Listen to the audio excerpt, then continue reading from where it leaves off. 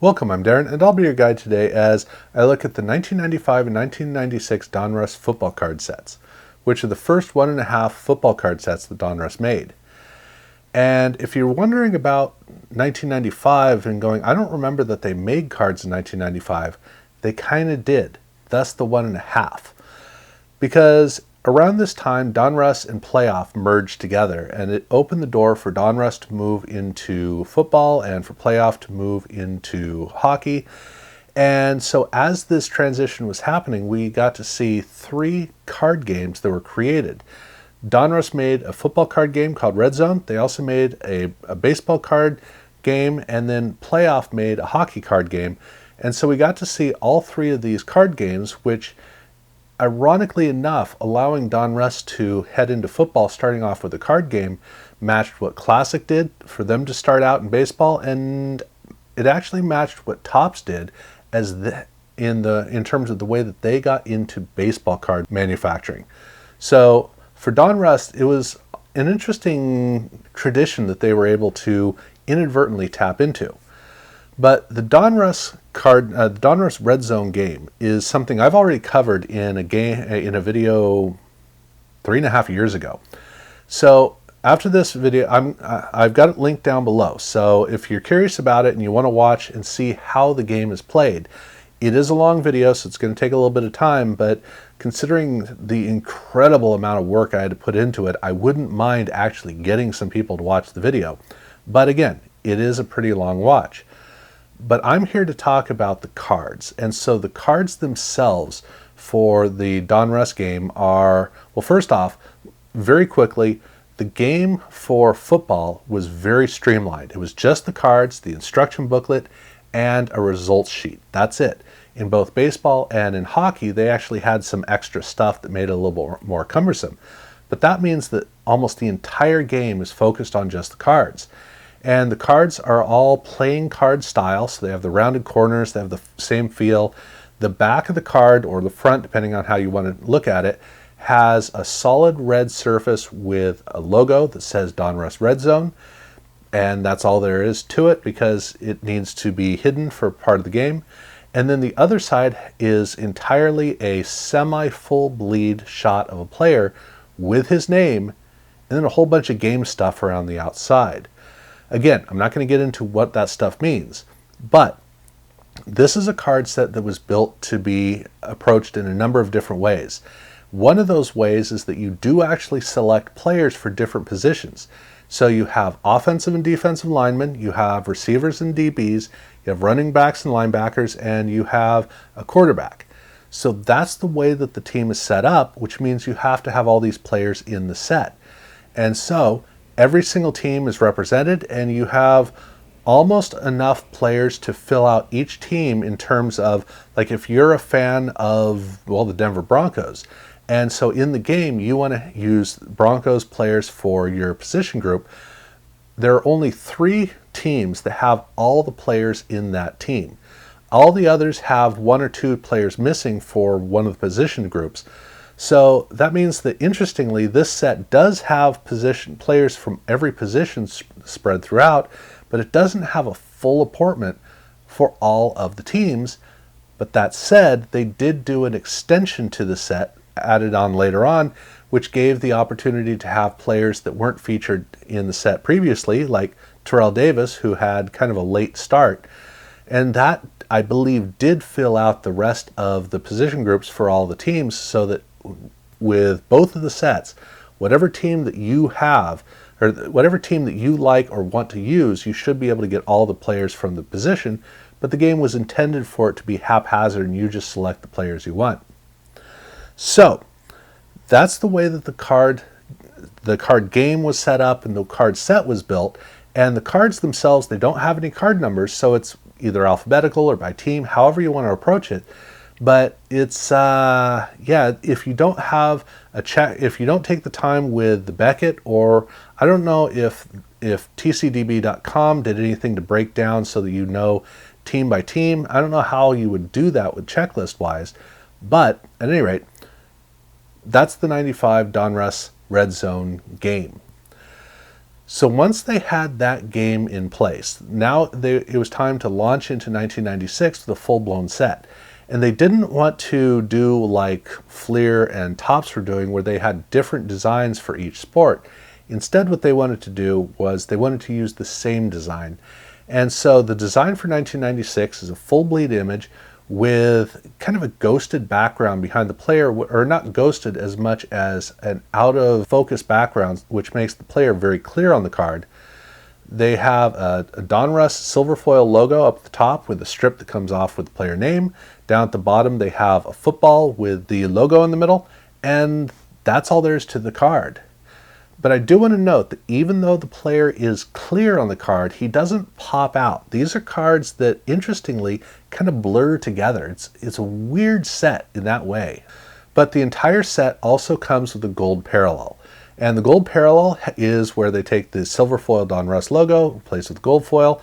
The logo, or the football down at the bottom, now has a gold burnish to it. And around the football there's gold text, which informs you that there are 2,000 copies of each one of these cards. But the big thing about these parallel cards is that up at the corner they have a hole punched in it that is a hole in the shape of a football helmet. So these are cards that can easily look to you like a score promo. They're not. This is the way that the parallels are supposed to read. And this is for the whole 200 card set. So the regular cards, and then also the rookies have this naturally. Now the rookie cards are done exactly the same. There's no difference, except they took the logo off of the football and put text of rookie in there instead.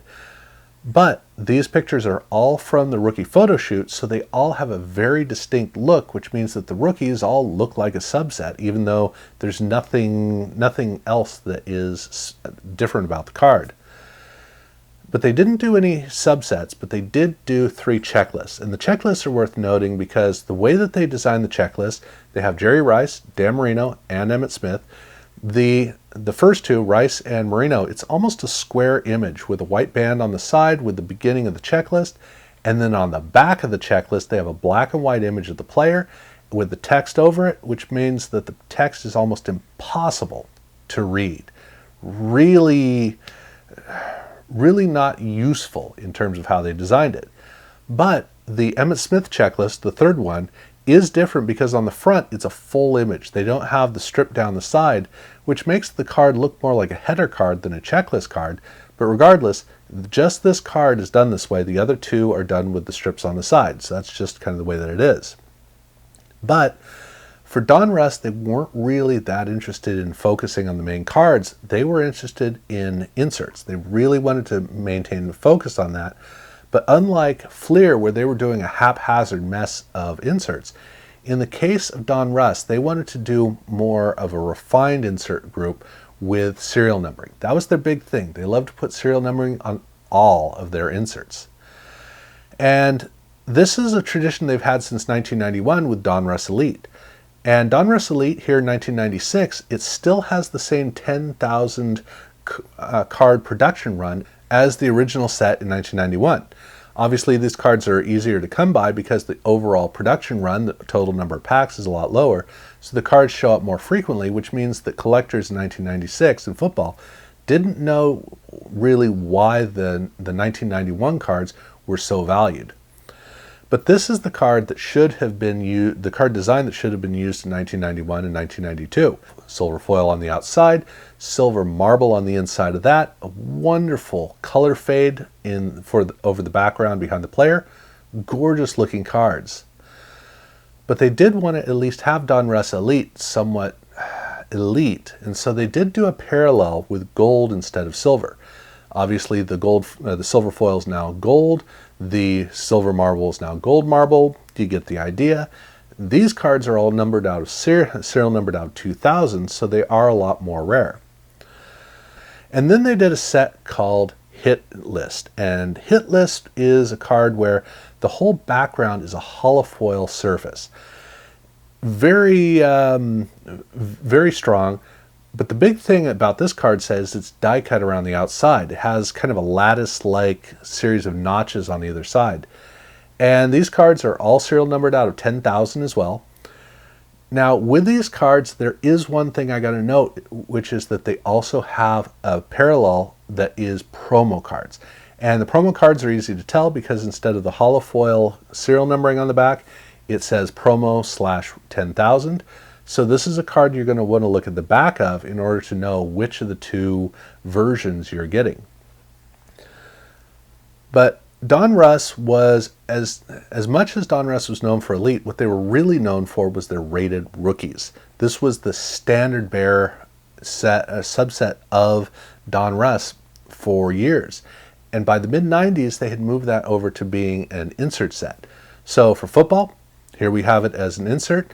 And you'll notice that down toward the bottom, they have a box in the middle toward the bottom with the logo that is two R's, one on basically upside down of each other. And those two R's are actually the pattern for the background behind the player. So that's what if you're curious about what that image in the background is, that's what it is. It's that logo. But I do want to note, these cards are not serial numbered. These are the insert set that are not serial numbered for this set. So it almost works like a subset in a way. Now, the stop action insert set is, well, first off, these are serial numbered out of 4,000, so these are quite rare. But this is all built around a theme strip theme, which is kind of similar to something that they had done in Donruss Studio over in baseball. In this case, they have holofoil that it shows up in little spots on the card. And when you move the card, I've noticed that the holofoil has a very punchy quality to it, very staccato, which actually fits really well with the whole film strip type of a mentality, which I think is I don't think they intended this. I think that it's like a happy accident.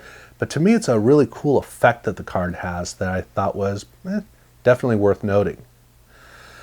Now, since Donruss had not made football cards, they wanted to do something similar to what Topps did over in basketball in 1992, which was to show the kids what the dad would have been like if he had been around while they were growing up. I don't entirely know why. I kind of know why this was done, but I don't entirely know why, because it is, well, part of it is you're making the assumption that they would have used the same card design in football that they used in baseball, and actually that's going to be popping up very shortly. But they wanted to take football players in the 90s who had been playing in the 1980s and show what their rookie cards could have looked like with the Donruss design. So you get to see various designs, and you might notice something about the 1983 design, which is that it doesn't look like the actual baseball release of 1993. Well, that's because the baseball release had a bat and a glove. They couldn't do that, so they had to change it. But what they changed it to doesn't look anything like a Donruss card, which for me is fascinating about this card. I wish that they'd done something more like they had done in the golf set, because at least that would look like a Donruss card. But at any rate, that one year is very distinct compared to the others.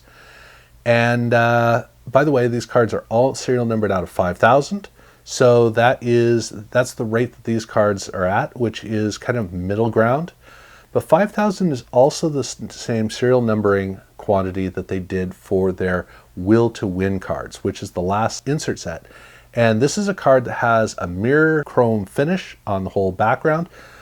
And then it's all with a copper finish. That's the color that it has. And then the foil on it is also copper. Now, if you're wondering what that background is behind the player, I believe it's a lion mane, but I'm not entirely sure. Because whatever big cat it is, they have the logo down at the bottom with that cat embossed into it. Can't really see it there, but on the back they have it printed, but still they have the text running over it. So I'm not sure what kind of a big cat it is, whether it's a lion or a tiger or a rag doll, whatever it is a big cat. And well, that brings 1996 Donruss to a close. Now, normally I would like to continue on from this and to cover 1997 to see how it's different, but there's a fair amount to talk about with 1996 and especially with 1995. So I'm going to bring this to a close. I'm going to let this stand as it is. I will eventually be getting around to doing the 1997 Donruss set as well, so I'll be getting to that at some point. But this at least gives you the opportunity to see how we over in football discovered Donruss for the first time, if you're not a football card fan. If you are a football card collector, well, then this is, as you know, how we first discovered it. So, if you haven't subscribed to my channel, I do urge you to do so. And definitely check out videos that I've done as well. I've done for baseball, for Donruss, I've done studio, and I've done triple play, so I've already got those in the bag. I haven't done Donruss proper, but I'll be getting around to that at some point. But yeah, other than that, I really want to thank you for watching.